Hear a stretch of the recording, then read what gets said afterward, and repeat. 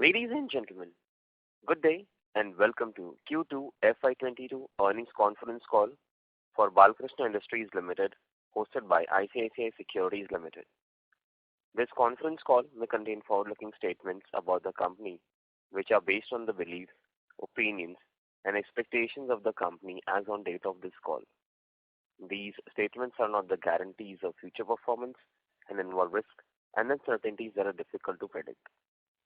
As a reminder, all participant lines will be in the listen-only mode, and there will be an opportunity for you to ask questions after the presentation concludes. Should you need assistance during the conference call, please signal an operator by pressing star then 0 on your touchtone phone. Please note that this conference is being recorded.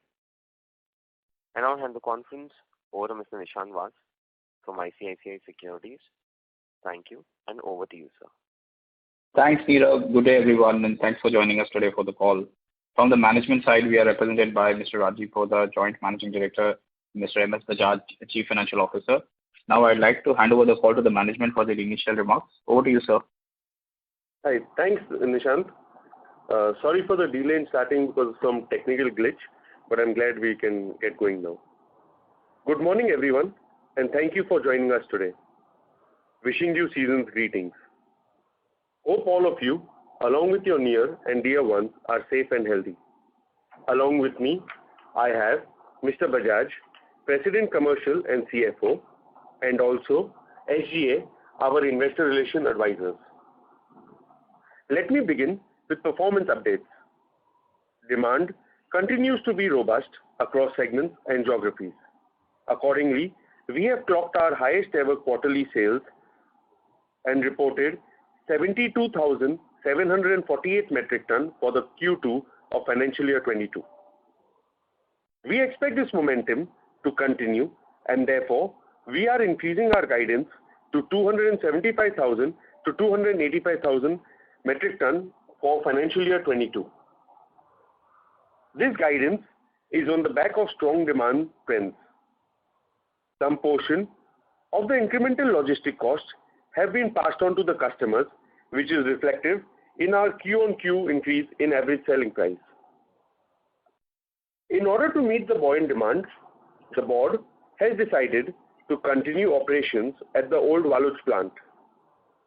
To achieve this, there will be a capex of 350 crores in form of installation of latest machineries, replacement of certain machineries, upgradation of certain systems, and some portion of civil work. The advantage of this capex will be to get the much needed capacity enhanced in a short period of time. The old Waluj plant, post this capex, will be able to produce 25,000 metric ton per annum. This capex will be incurred over a period of next 6 to 9 months. We expect this capacity to be available from Q3 of this financial year 23. The current achievable capacity is 285,000 metric ton per annum. This includes the new Waluj plant that commenced operations in September 21. The brownfield capex at Bhuj, announced in February, will add 50,000 metric ton per annum, and now the old Waluj revamped plant will add additional 25,000 metric ton per annum. Therefore, the entire capacity by the end of financial year 23 will be 360,000 metric ton per annum of achievable capacity. During October 21, the company raised long-term finance of rupees 500 crore. This was done in form of rated, listed, unsecured, redeemable, non-convertible debentures having a face value of rupees 10 lakh per debenture. In order to leverage the interest rate scenario and our euro receivables, we have swapped the debenture liability to euro fixed liability. Therefore, the effective interest rate will be 0.055% per annum. The repayment of this debenture would be spread over 3.5 years. With this, I now move on to operational issue highlights.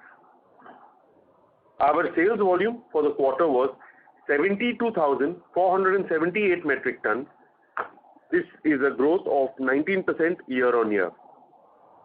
For the first half of financial year 22, sales volume stood at 141,356 metric ton, registering a growth of 42% year-on-year.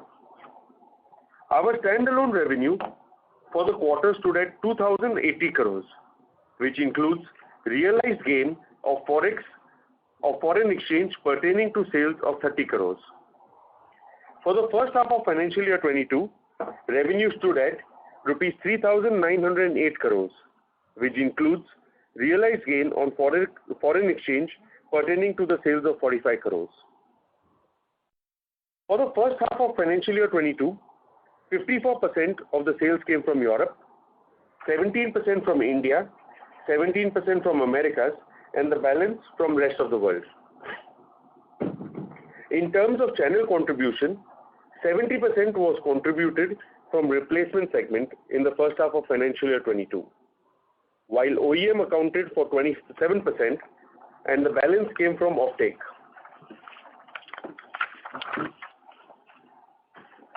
In terms of category, agriculture segment contributed to 66% in the first half of 22, while OTR, industrial and construction contributed to 31%, and the balance came from other segments. The standalone EBITDA for the quarter was 564 crore with a margin of 27.1%, while the first half EBITDA stood at 1099 crore with a margin of 28.1%. Other income for the quarter stood at 62 crore, while unrealized gain stood at 27 crore. For the first half of financial year 22, other income stood at 102 crores, while unrealized gain stood at 43 crores. Coming to the next forex items, for the quarter, we incurred a net forex gain of rupees 71 crore, which includes realized gain of 44 crore and unrealized gain of 27 crore. For the first half of 22, we incurred a net forex gain of 110 crore, which includes realized gain of 66 crore and unrealized gain of 43 crores. Profit after tax stood for the quarter at 377 crore with a margin of 18.1%. For the first half of 22, profit after tax stood at 708 crores with a margin of 18.1%. The contingent liability as of 31st March 21 was 65.4 crores as disclosed in our annual report. In the quarter one of financial year 22, certain tax assessments have been completed and the liability was crystallized at rupees 35.7 crores, which was included in the tax expense. In Q1 FY22, as income tax of earlier years. In Q2 FY22, remaining tax assessment has also been completed and the balance liability has also been crystallized in the quarter, and the same has been included in the tax expenses as income tax of earlier years. Our gross debt stood at 1,443 crores. Our cash and cash equivalents were at 1,659 crores, implying a net cash position. For first half of financial year 22, we incurred a total capex of 838 crores. Of this, approximately 700 crores has been spent on the new capex program of 1900 crores. For Q2 FY22, the euro hedge rate was at rupees 87.75. Forward hedge rate currently stands at rupees 89.70. The board of directors have declared a second interim dividend of rupees 4 per equity share, in addition to the rupees 4 per equity share in the Q1 of financial year 22. With this, I conclude my opening remarks and leave the shop floor open to Q&A. Thank you very much. We will now begin the question and answer session. Anyone who wishes to ask a question may press star and 1 on their touchtone telephone. If you wish to remove yourself from the question queue, you may press star and 2. Participants are requested to use handsets while asking a question. Ladies and gentlemen, we will wait for a moment while the question queue assembles. A request to all the participants, please restrict to 2 questions per participant. If time permits, please come back in the question queue for a follow-up question. The first question is from the line of Ashutosh Tiwari from Equirus Securities. Please go ahead. Yeah, hi sir. Congrats on good volume performance. Thank you. Firstly, we are seeing very sharp inflation in RM cost on a quarter-on-quarter basis. If I look at the per ton number, it's almost gone up by 12%. So, why it has gone up so much basically? Because I think generally companies are seeing 4 to 5% increase in this quarter.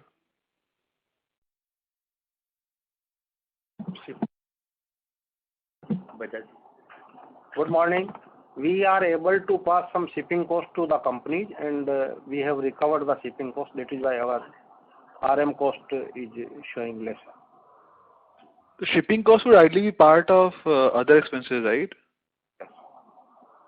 So raw material cost, because we are importing the raw materials and 45 days inventory in transit, so that is why the main reason the raw material cost is lower. Okay.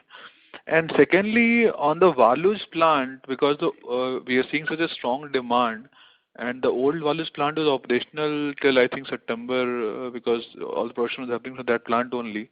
So why can't that plant be operated if the even now if the demand is so strong? Why we have to refurbish and then only restart the plant in say next year?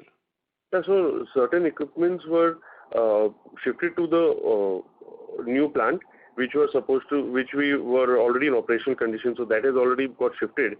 So we need to create the whole pipeline and everything. And also the civil work was very old. The pipes were very old. So that was the whole reason why we went out to a new plant. So those things need to be repaired. The utility section needs to be revamped, and before you start up some new production there. So we have taken this call to do it and get going. So it will take us 6 to 9 months to get going on that. Okay. Thank you. I'll join back the queue. Yeah. Thank you. The next question is from the line of Nishant Jalan from Axis Capital. Please go ahead. Hi, sir. Congratulations on very good set of numbers. So my question is on the cost front. You did talk about that the ASPs are higher because some of the abnormal increase in freight expenses has been passed on to the customers. So just wanted to understand what is that quantum within the revenues. Basically, trying to understand where will ASP settle down once this freight rates normalize. So what is the underlying business ASPs and how much ASPs are higher because of these higher freight costs? So basically, if you see, our earlier realization was about 266 rupees, which is now currently at 286 rupees. So we have passed on around 2 to 3% of price hike, which has come in July. The rest was majority of it was owing to shipping cost reimbursement. So we expect it to be at those levels only. So that is what we expect it to be at. Got it. And secondly, on RM costs, we have seen a further spike in crude in the last 3 to 4 months, right? It has gone up almost 25. So are you seeing inflationary pressures in crude derivatives such as synthetic rubber, carbon black, tire cord fabric and all? And in that context, how do we see RM costs increasing over the next couple of quarters? Yes, next quarter definitely some cost will increase of the raw materials. 2 to 3% cost increase will be there. Okay, thank you so much. Thank you. The next question is from the line of Jinesh Gandhi from Motilal Oswal. Please go ahead. Hi, sir. My question pertains to the price hikes. So in July, we took 2 to 3%. Any further price hikes post-July, or we are awaiting further price hikes from the competition? No, we are proposing to take from January. We are working out the percentage yet, but from January, we are expecting to take another price hike. Okay. And with respect to the capex, earlier we were guiding for about 1,000 crore of capex in FY22. Given that we are expecting our capex and new old Waluj has also come in, what would be the capex for FY22 and FY23?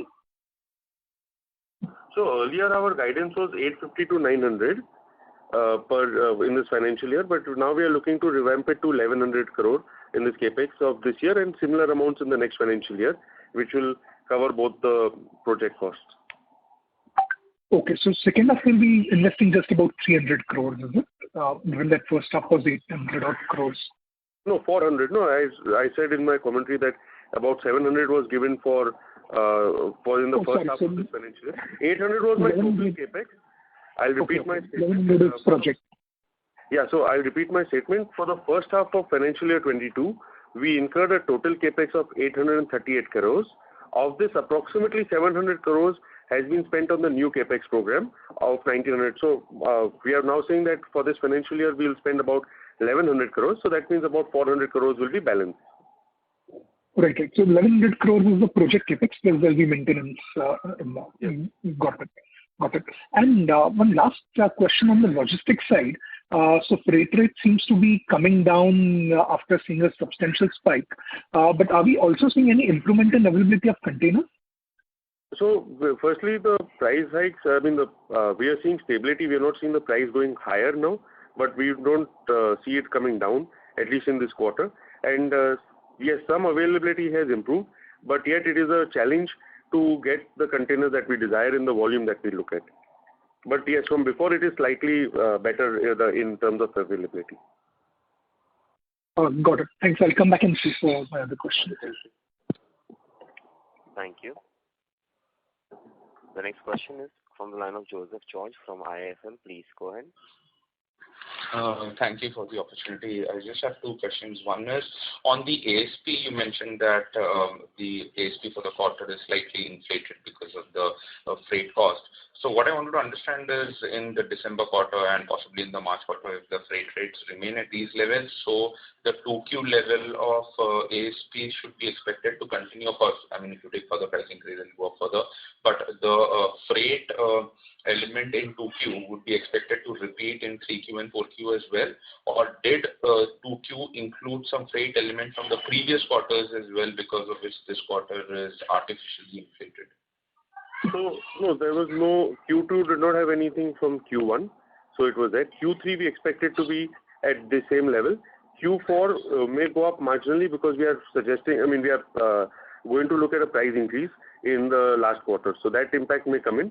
But shipping cost will maintain itself if there is no further increase.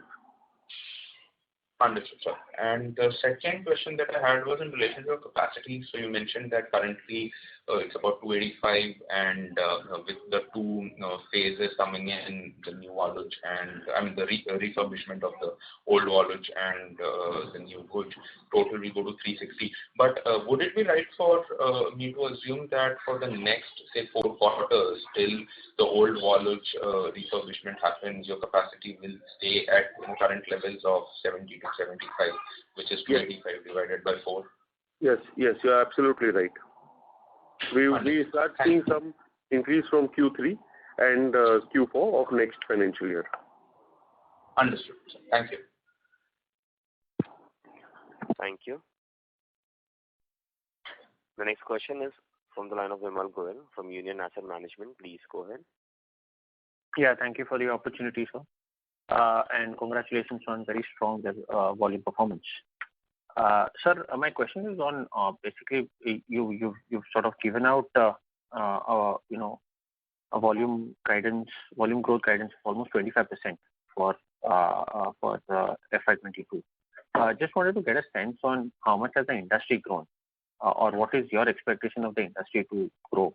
And the connected question would be, if you could just share what is then your market share globally in the OTH tires. I just have a follow-up question after that, one more. So you want to go ahead with the other question? Yeah, I'll just go ahead. Yeah, sure. So if I heard you right on the capex, you mentioned that you will spend 1100 crore plus maintenance capex for FY23 and 24 each, right? Yes. Have I heard that right? Yes. Okay, fair enough. Sure. So coming to your first question, there is no authenticated data on market growth per se, but our estimated market has grown about 4 to 4.5%. Okay, and what would be your market share in agri and other segments? So overall, if I look at it globally on off-highway, we are about 5.5%, 6%. 5.5%, 6% is your market share. Okay, fair enough. Thank you so much and all the very best. Thank you. Thank you. The next question is from the line of Mr. Arun Subramaniam from Ampersand Capital. Please go ahead.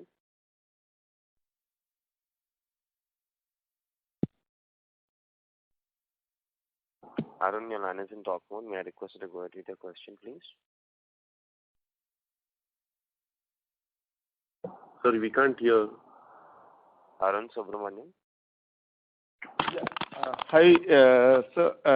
My question is that, like at the end of quarter one, you had said that your cost ratios are higher, but still, the actions that you are taking, you will be able to maintain your EBITDA margin at 28% level.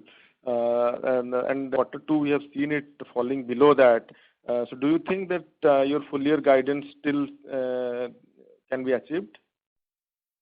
So as we have always maintained, our endeavor has always been and will be to in the long term to maintain a EBITDA margin of 28 to 30% and a long term sustainable basis. So that is what we tend to do, and quarter is very difficult to see, but we are close to the 28%. We are not very far out, and we expect that for the year we will make our best endeavor to maintain 28 to 30%. Understood. And so now that you are facing all this capacity constraint, forget about the shipping side, your own capacity, you have an issue there in terms of meeting higher demand. Do you have a flexibility to improve your product mix, that is give preference to higher margin product or something which can help you achieve better margin? We normally don't do that because eventually you have to serve the market. You know, every product of ours is important and it's all needed. I can't only give the tractor front tire, rear tires and not give the front, because you need all tires to operate the equipment. So we have to service the market also. So it's very difficult to do those changes for a quarter or something in that sense, because eventually in the long term you have to give customer care and customer service also. Okay. And lastly, sir, if I can just understand that your total capacity, you are increasing it by just about 20%, which means that you may end up again facing capacity constraint very soon. So it looks like you have underestimated the market demand for your products or whatever. So it looks like you are running behind the curve in terms of your ability to push out more sales. So are you kind of thinking of doing something so that such a situation may not recur too frequently? So firstly, I think we estimated the market to come like this, and that's why we started our projects about a year back now, where we started planning and we made announcements and we started working on that. And that is the reason by the time we are hitting our full capacity, our new production will be up. So as we say, Q3 onwards, we will start getting more products with us. It was our estimation which we had done. And in the long term, we are again looking at what is the possibility and working. And that will be our next round of capex, which we will do as soon as we start completing this round of capex. Okay. And you have enough land and all those things in place? Yes. Thanks a lot. Thank you. The next question is from the line of Sonal Gupta from L&T Mutual Fund. Please go ahead. Hi, good morning and thanks for taking my questions. Sir, one, I wanted to understand there is a sharp increase in other expenses on a sequential basis also. And so just want to understand, is that related to the shipping cost or is there some other factor? So the other expenses has risen by about 70 basis points Q on Q, which is mainly on account of shipping cost, which we were not able to pass on to our end users. Okay. And just on this shipping cost, I mean, what portion of shipping cost can we say ballpark you're passing on? How much is passed through for you?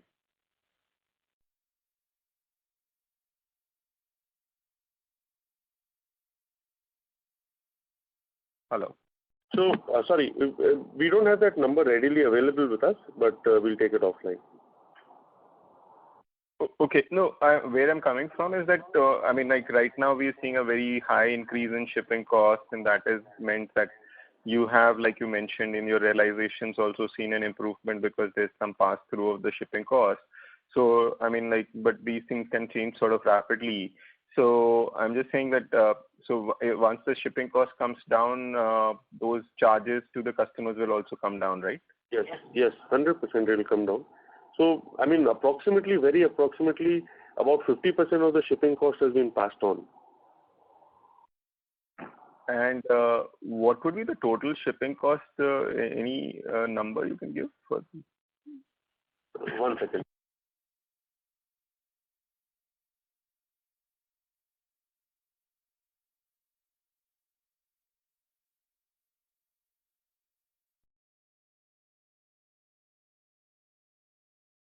Approximately 6 to 7%. This is at current rates of. Yes. I mean, like it could have been lower in the past, right? Yeah, it has been lower. It's been about 2% in the past, 2 to 2.5%. Okay.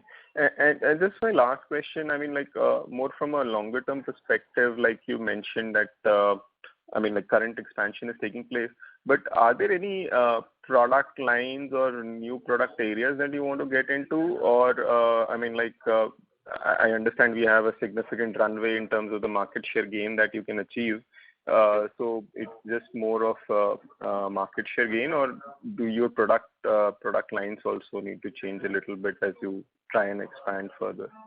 So it's mainly the same product line in off-highway tires, so meeting all the demands of in these geographies and these segments. Got it. Great. Thank you, sir. Thanks a lot. Thank you. The next question is from the line of Kaushal Maru from DSC Mutual Fund. Please go ahead. Hi, so you talked about a very strong demand environment. Can you give us more color between agri and mining and in the different geographies? What gives you the confidence for upping the volume guidance? So I think the overall we are seeing strong demands in all sectors. So it's difficult to say agri or industrial or construction. So all segments have been good and robust, and also the H1 performance has been strong enough.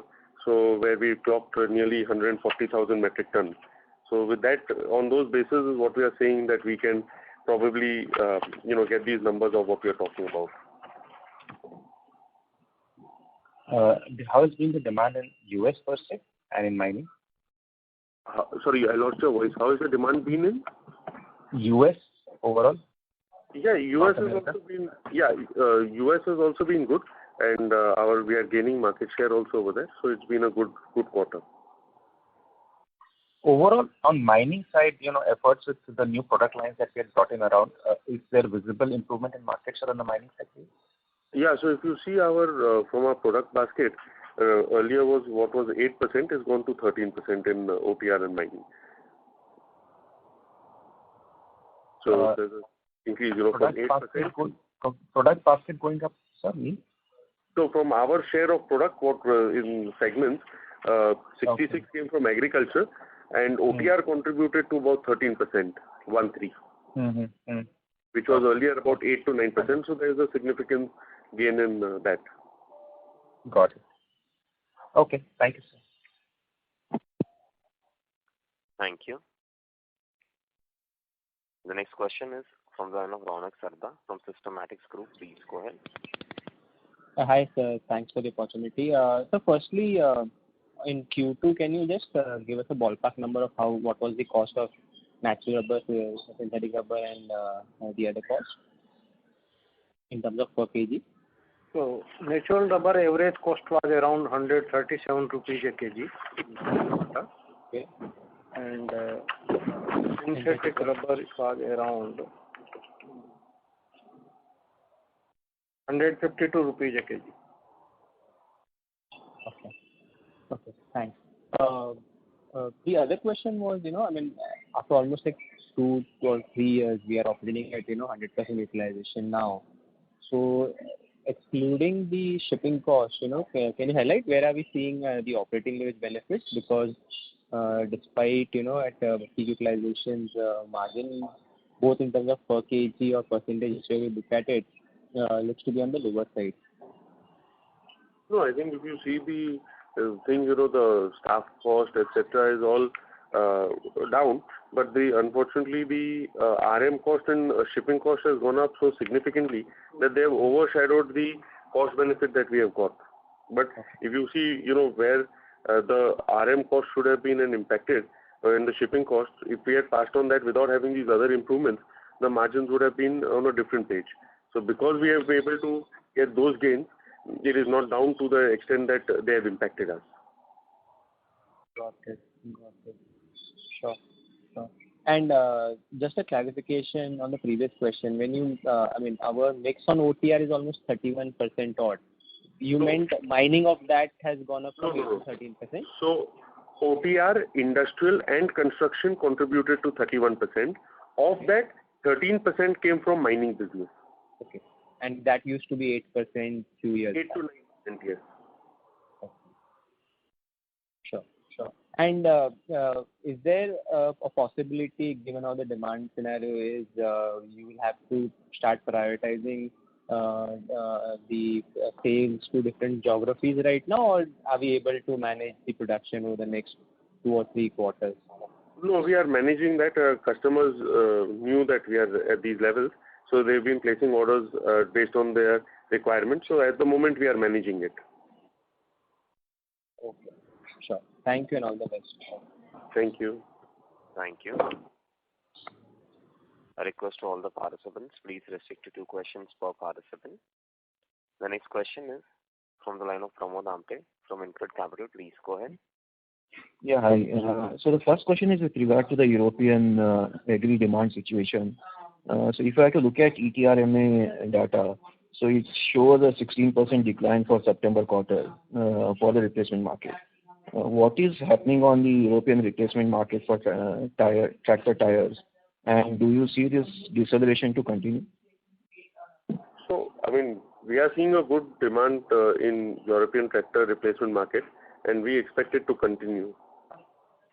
But if I have to look past the last 2-3 years trend, wherever such prolonged downturns happen, you also usually follow the industry, right? So what are you doing this time which can make you to outperform consistently forward?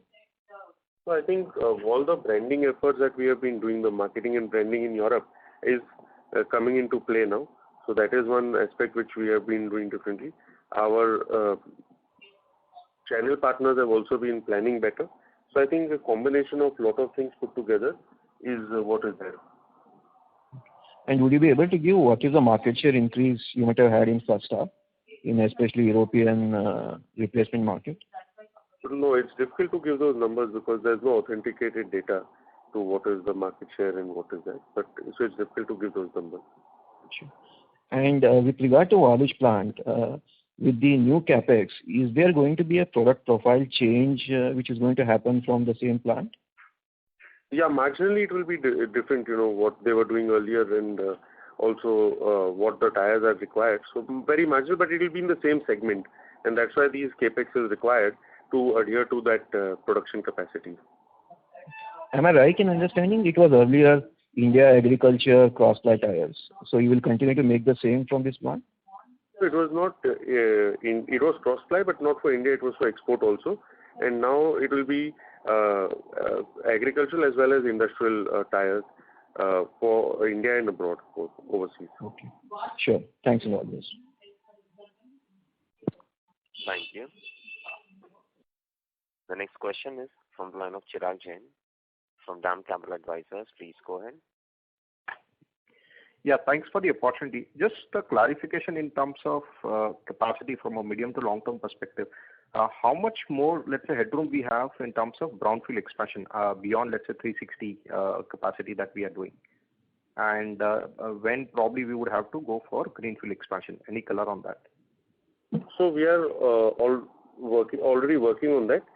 We don't have the details of that yet ready. But for the timing, we have sufficient space to do brownfield before we can think of before we do another greenfield. We suspect, our estimate is that we could do another round of capex as a brownfield before we need to start searching for greenfield. Okay. So even beyond 360, we have, let's say, reasonable headroom for a brownfield expansion before, let's say, going for a greenfield expansion. Yes. Okay. Okay. That's helpful. Second, on the RM cost inflation, any number or data point that you can share that compared to last year or last quarter, how much increase we have seen and how much price hike, let's say, we have done and the kind of under recovery so far? So in the quarter, we did about 2 to 3% of price hike in July. And on the RM, your question was? So in terms of the cost increase and maybe the under recovery, so price hike has been 2-3%. Yes. So how much, let's say, more price hike we would be needing to pass on, let's say, the fully, let's say, RM cost? I mean, hypothetically.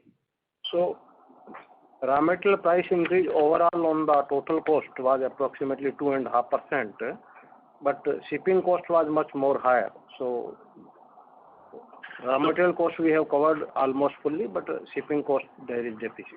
For which we are planning to take a price hike in the first quarter of, in the Q4 of this year, financial year. So that should get covered. If there is no further increases, we should hit those, cover the bases over there. So by and large, we are passing on the cost impact from raw material. It's just that on the shipping side, partially we have covered and partially we plan to do it in January. Yes. At today's levels. Now, if there is a further increase, then that may lag by another quarter. Yeah, understood. Yeah. That's it from my side. Thank you. Thank you. The next question is from the line of Ankit Kanodia from Smart Sync Service. Please go ahead. Thank you for taking my question. My question was related to the kind of expansion which we are doing in terms of the capacity. Do we think that there could be a scenario in maybe late FY22 or FY23 that our capacity remains a constraint compared to the demand which we would witness? How much of that risk we would prescribe to it today? So, as you know, as you've been seeing, we are already starting to plan a year in advance for this round. So, as and when we start reaching capacities coming up, we will start planning the next quarter, next round of capex also. So, because we have the, that's in a brownfield, it's always like that, where once you hit a certain number, once that is up and running, you start planning further. So, that's what's going to happen. But we can easily do another round of capex over here in these brownfield ways before we need to start looking out. Any number you can put in, as in how much it will take, how much time it will take to bring up the brownfield and up to what capacity in terms of metric tons? So what we are saying is from Q3, this round of Q3, from Q3 of next financial year, this round of capex will start kicking in and it will be completed by the end of financial year 23. So you will have that, and by that time we will see the scenario and we can start planning, because a brownfield will take us about 12 months to come. So by the time this is getting ready and getting utilized, we will be ready for the next round of capex and also starting the work on that. Thanks. And second question was related to our market share. So as we have discussed in our earlier calls as well, in the period when the overall global five-way tire market was pretty stagnant, we still continue to grow our volumes. Now, when generally there is a buoyancy seen in the market, so how do we see our market share moving in the next, say, 2, 3, or maybe 5 years? So, as I said, our current market share is about 6%. Our vision is to go to 10%, and that's what we have been working towards. And we are aiming to get to those numbers. Okay. Thank you. Thank you. The next question is from the line of Suraj from Compound Everyday Capital. Please go ahead. Morning, sir. Thanks for the opportunity. So, my first question was on the average borrowing costs. You mentioned the average borrowing costs for non-convertible debentures, but overall, if I were to ask the average borrowing rate for which you are availing the borrowing facility? So, for working capital is about 30 basis points. 30 basis points. Yeah. Perfect. And sir, secondly, could you please again elaborate the raw material cost inflation, as in what was the reason that our raw material cost inflation has been more than as compared to say other companies? Sorry, could you repeat your question? So sir, this is a question on the question asked by some other analyst.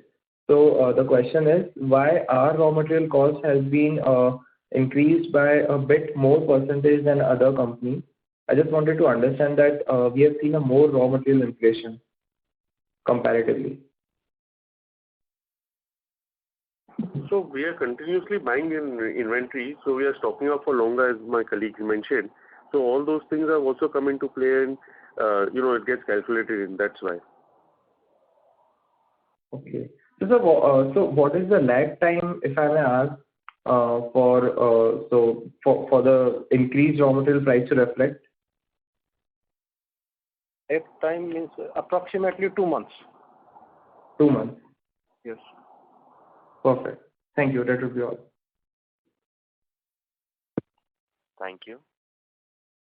The next question is from the line of Siddharth Bera from Nomura Securities. Please go ahead. Yeah. Hi, sir. Thanks for the opportunity. Sir, my question is on the competition side in Europe. So now we have to raise prices because of the freight cost. So generally, we have maintained a sort of price gap with the larger players, like I think in the range of 10 to 12%. So now with these price increases, do you think that gap is coming down, or you think that we are still very competitive compared to the tier 1 players in Europe? No, I think everybody is increasing the price, no? Okay, but some peers might have their operations in Europe, so even they are also taking that type of price increase? Yeah, because they also, the raw materials and all are also coming by from overseas. So if not finished good, the raw material aspect will come in for them. Okay. But in the scenario when demand is so strong, so what restricts us from passing on the entire freight cost? Why are we looking at nearly 3 to 6 months lag in then passing on the entire cost? So it's also you're servicing a market where you have to ensure that it's a customer friendly approach, because when markets are buoyant, you can do anything you want, but you also need to take care of these people because they will stick with you when markets are flat or down. So it's a give and take kind of scenario. So it's being passed on so that even they adjust to it and they can also pass it on further. So it's a gradual approach as opposed to being aggressive when the market is up. Yes, you can do in today's market scenario, you can do it. But if you look at long-term business sustainability, having a more customer care and customer-friendly approach is always better. Okay, sir. Understood. Okay, sir. I'll come back in that case. Thank you. The next question is from the line of Abhishek Jain from Dolat Capital. Please go ahead. Thanks for taking my question.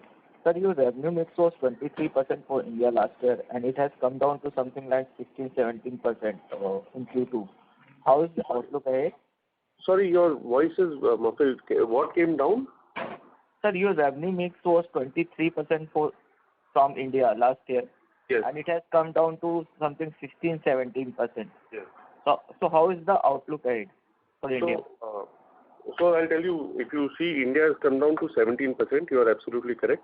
There were two things which has impacted us in India. One is in the Q1 of this year, most of India was hit by second wave and was under lockdown. And Q2, being the monsoon period, there is less agricultural activities which are being done, and hence this has impacted us.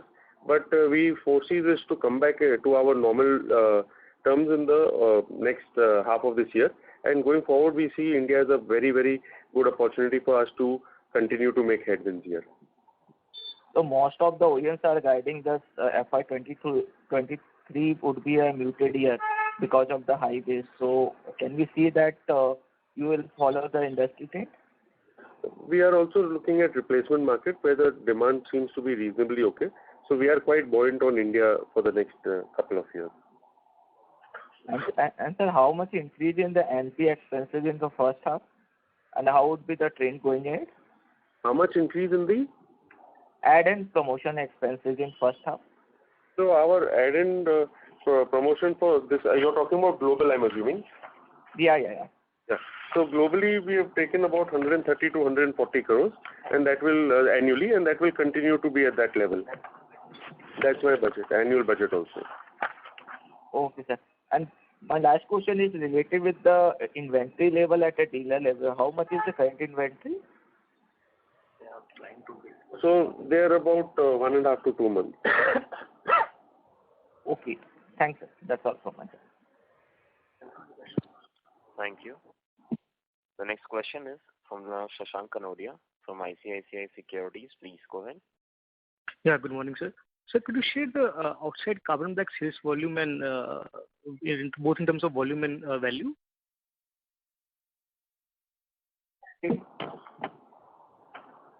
Great. So outside is approximately 5,000 tons. 5,000 of metric tons for the quarter. Okay. So roughly 45 odd crores, right? Sales value?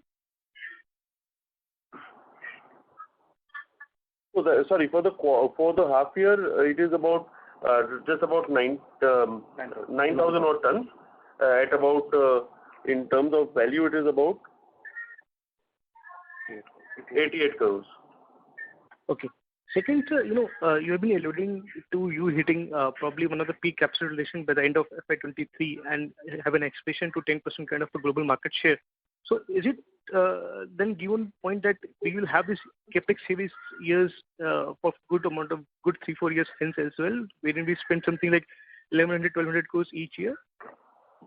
So yes, that's or what you will wait for market, because market demand and might not be that linear, right? So how do you see that? At the moment, we are doing this round of expense, and then going forward, we'll see if we need to when we need to start doing our next round of capex, and we are already working on that. And so generally, just one last thing, what is the difference in payback period between a brownfield and a greenfield? So brownfield is much lower. No, it's faster to build it up. Your other cost of land infrastructure is not there, so it is much lower than a greenfield. Your team is also there, so all those things take care of it.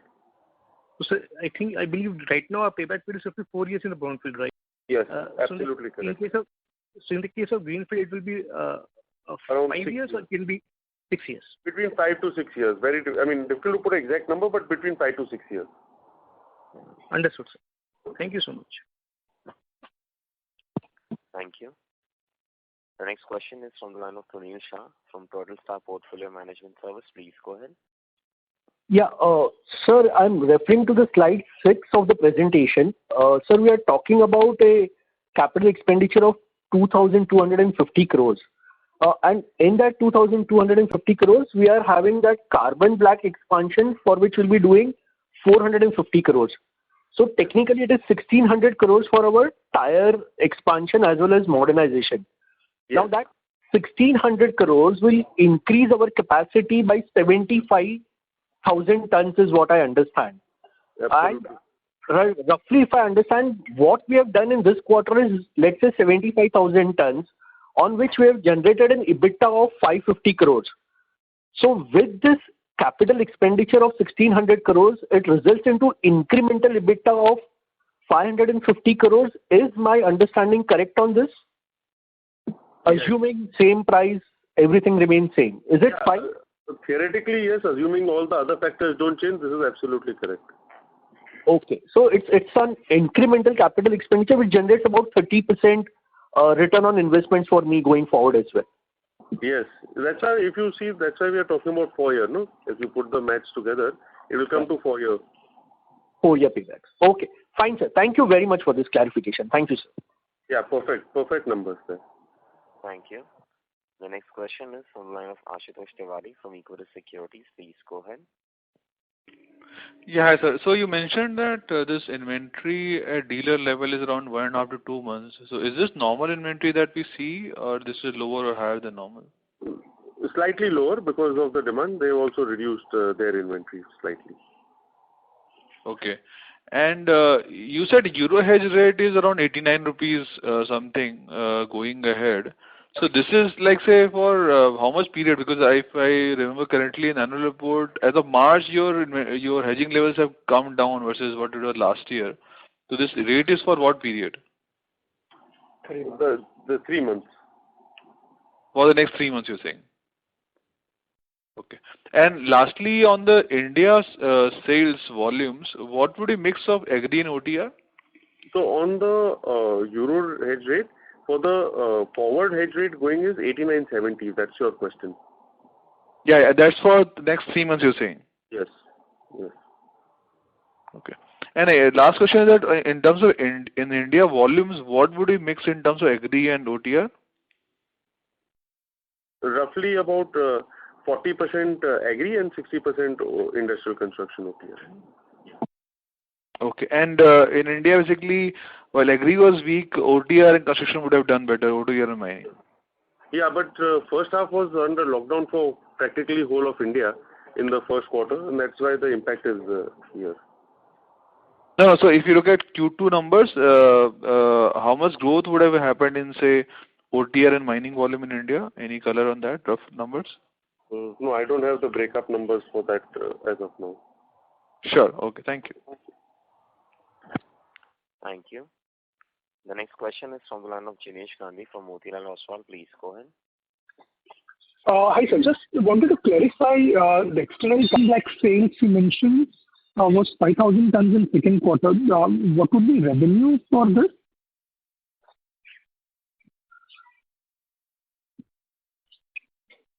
So just under 3% of total revenue. Okay. Okay. Thanks. That's all from my side. Thank you. Thank you. Thank you very much. And now I'll hand the conference over to the management for closing comments. So, yeah, thank you to everybody for taking out time and coming to this phone call. Till next quarter, please take care, stay safe, and, be careful. Thank you. Thank you very much. On behalf of ICICI Securities Limited, that concludes this conference. Thank you for joining us. You may now disconnect your lines. Thank you.